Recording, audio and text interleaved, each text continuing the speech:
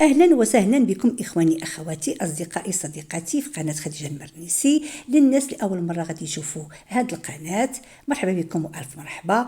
وتنشكر الإخوان والأخوات اللي مسانديني واللي مآزريني في هذا المحتوى الجديد. وأنا من ناحيتي غادا نطور لا المحتوى ولا القناة باش نعطي واحد الوجه محترم تيليق بنا كمغاربة وكالمحتوى المغربي اللي نبغيو الأجانب انهم يشوفوه. الموضوع ديال اليوم ماشي اول مره غنهضر فيه، صافي ثاني مره غنهضر فيه. قدرت عليه واحد اللايف، كنت خرجت واحد اللايف ديريكت بواحد الحرقه بواحد الفيديو كنت شفتو وقلت لا بدا خاصني نخصص فيديو لهذا الموضوع. كأنك كل المغاربه او حتى الاجانب اللي تيجيو لمراكش او لطنجه او للدار البيضاء او حتى المدن الصغيره الجديده او خنيفره ولاو تيلاحظوا وجود هاد الناس ديال الساحل، هاد الوجوه الغريبه، هاد الوجوه اللي الاغلبيه ديال المغاربه تيتسائلوا شكون هما ومنين جاو واشنو واقع، علاش ولاو تيبانوا بكثره ولا هاد النزوح بكثره للمغرب.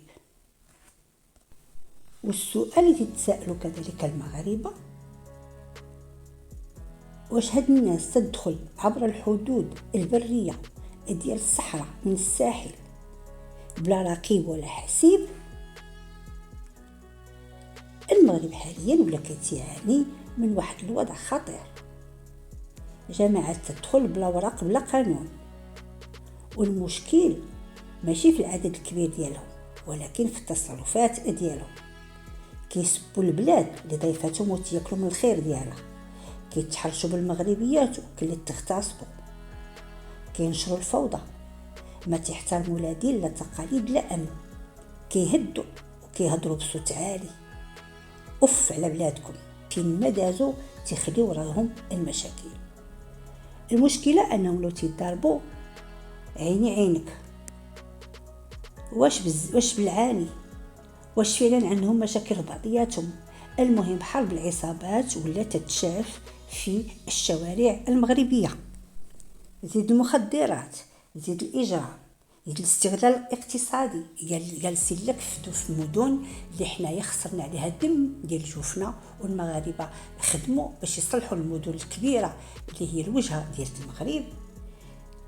والأكثر والأدهى من ذلك تباطؤ بعض المسؤولين، والغريب في الأمر سكوت ديال الدولة. والأخطر زواج ديال المغربيات من هاد الأفارقة، تغيير التركيبة السوسيولوجية العرقية ديال المغرب.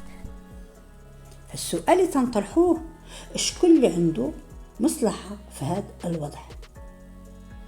والسؤال اللي تنطرحوه كذلك، واش مغربنا ولا مستهدف من حيث الموقع ديالو المهم والغني والاستراتيجي والسياسة الخارجية الممتازة اللي تيسلكها؟ أول حاجة كاين الأطراف الخارجية اللي ما بغاش أن المغرب يبقى قوي ومستقل، خاصة مع الصحراء والنهضة اللي بدا كيديرها. هاد الأطراف كيعجبها تشوف الحدود ديالنا سايبة والمجتمع ديالنا مبلبل وعامر فوضى. تاني حاجة البوليزاريو وبعض الجهات اللي مسانداهم اللي دايرين الفوضى في الصحراء وكيدخلوا الناس يشوشوا ويضغطوا على المغرب. ثالث حاجة بعض الشبكات الإجرامية اللي كيتاجروا في البشر وكيستافدوا من التهريب ديال الناس وجمع الأموال الطائلة على الظهر ديالهم. رابع حاجة كاين بعض الكائنات اللي كانوا وسط المغرب اللي كيستافد من الفوضى، حيث كيربح مصالح شخصية، كيبيع وكيشري في القوانين، واللي عاجبه الوضع باش تبقى الأمور بهذه الطريقة الفوضوية. ما نساوش كذلك أنه كاين مسؤولين بلا ذمة وبلا ضمير تيخدم المصالح ديالو فقط. وكاين اللي تيقول كذلك أن احنا عندنا علاقات دبلوماسية واعتراف بالصحراء، خاصنا تبقى العلاقات ديالنا مع دول الساحل. يعني يصيفطوا لنا الهمج ديالهم الوسخ ديالهم، وحنايا خصنا نسكتوا، خصنا نقبلوا على راسنا، لاننا خايفين ما يعترفوش بمغربيه الصحراء، وخايفين كذلك انهم يرجعوا لهذاك الخط النيجيري ديال الغاز اللي غادي يجي من نيجيريا وغادي يعبر هذه الدول، غادي يمشي لغايه الداخله. وما نساوش المنظمات والضغط الخارجي والحكومات الأجنبية اللي كيبغوا يبانوا أنهم حقوقيين على ظهر المغرب. يعني المغرب مسكين في واحد عنق الزجاجة اللي جا غادي يعطيه. وما نساوش المحاصرة، أنه عندنا جيران الله يهديهم، وعندنا الإجرام، وعندنا البوليزاريو كذلك اللي يقدروا يدخلوا لك عناصر دير لك البلبلة في البلاد. إلى سوريز على الكاطو كي تيقولوا الفرنسيين، يعني زواج المغربيات من هاد الناس ديال الساحل. يعني ما حدا هي تزيد وهي تزيد تتقاقي، يعني ما بقاش حنا دابا غتولي عندك ولاد شو واش معترف بهم ولا ماشي معترف بهم، شوف هذوك الازواج اصلا عندهم اوراق ولا ما عندهمش الاوراق. المهم يعني فوضى من كل جوانب. ولكن واش حنا مؤهلين باش نستقبلوا هذه الكميه ديال هاد المهاجرين الغير الشرعيين اللي اصلا ما جايينش على طريق قانوني، على طريق هيئه اللاجئين، سواء من الحرب، سواء من المجاعه، سواء من مشاكل داخليه عندهم في البلاد. الناس جايين بلا هويه، بلا اوراق، ما تعرفهمش انت اصلا شكون، داخلين لك لبلادك، هاجمين لك على بلادك، وانت خاصك تقبل بالوضع لانك خايف من المؤسسات او من المجتمع، الجمعيات، انها تنوض وتهضر ودير بالباله.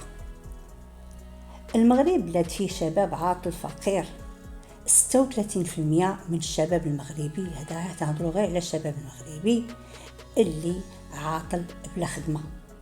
عندنا ازمه سكن، عندنا تمدرس، خاصنا 60,000 ديال الاستاذ في التعليم باش يغطي هذاك النقص اللي محتاجين ليه التلاميذ والاطفال ديالنا. المستشفيات كتشبه المقابر. وسط هذا الشيء كل شيء تلقاو الناس داخله البلاد بلا هويه وبلا محاسبه. فكل شيء تيتساءل اشنو واقع، واش هي خطه من الحكومه او لا البلاد مستهدفه؟ يعني الكميه الفقر اللي عندنا بالبلاد ونزيدو حنا ناس بدون هويه وما معروفينش ونعطيهم خيرنا بحال شاط الخير على زعير. ماشي ضد الضيوف اللي محترمين ولا حنا ضد الانسانيه، حنا كريمين وبلد الكرماء، ولكن حنا ماشي من حق اي واحد يبدل لنا التركيبه ديالتنا ويزعزع الامن ديالنا ويستغل كرمنا. خاص الدوله تفيق ودير خدمتها وتحمي الحدود وتحمي بناتنا وولادنا وتوقف هذه المهزله وهذه الفوضى. بركه ما نعطيو القيمه اللي يسوى واللي ما يسواش. يا ريت هاد الناس غادي يدخلوا لنا بشي عمله صعبه، غادي يدخلوا يقروا لنا المغاربه شي حاجه اللي غادي تنفع البلاد. يا ريت زعما غادي يكون شي مناصب مهمه غادي يزيدوا في تقدم واقتصاد البلاد. هاد الناس بالعكس عبء على عبء، وبالعكس هم تجار مخدرات وتيروجوا للفوضى وتيروجوا للجريمه. الشوارع المغربيه ولات مسرح للجريمه وللمشاغبه ولحرب العصابات.